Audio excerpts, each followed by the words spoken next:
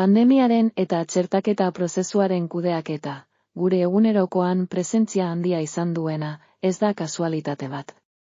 Korporazio handien estrategia global baten parte da, non talde politikoen eta komunikabideen kontrola estuki lotuta dago. Hauen artean sortzen den botere egitura, elite korporatiboen helburua argi uzten du, politika eta mediatikoa eskuratu eta, batez ere, beren interes ekonomikoak babestu. Pandemiaren kudeaketak, hasiera batean, baliabide aldaketa itzelak ekarri ditu herritarrengandik, autonomoengandik eta eteetatik korporazio handietara. Honek argi uzten du, elite korporatiboaren helburu nagusia, berriro ere, bere boterearen areagotzea eta bere kontrola areagotzea da baina, benetako helburua ez da soilik ekonomikoa. Korporazio handien artean botere ekonomikoa eta politikoa eskuratzea da benetako xedea.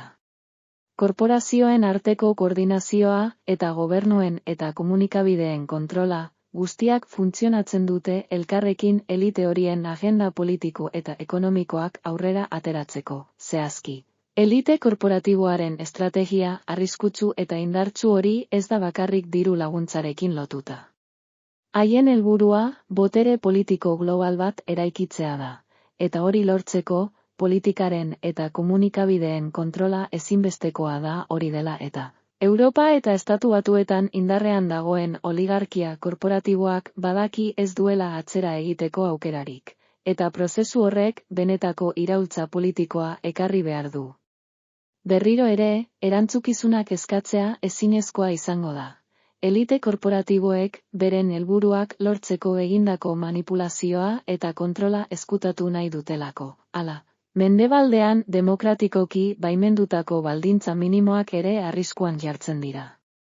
Hori saihesteko modu bakarra, itxura guztien arabera, diktadura korporatiboaren indarrez lortzen da eta hori, tamalez, ez da pentsaezina, azkenik, guk, herritarrok, aurre egin behar diogu.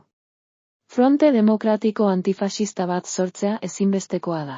Sozialdemokraziak bere jarrera aktiboa lehenbailen hartzea beharrezkoa baita.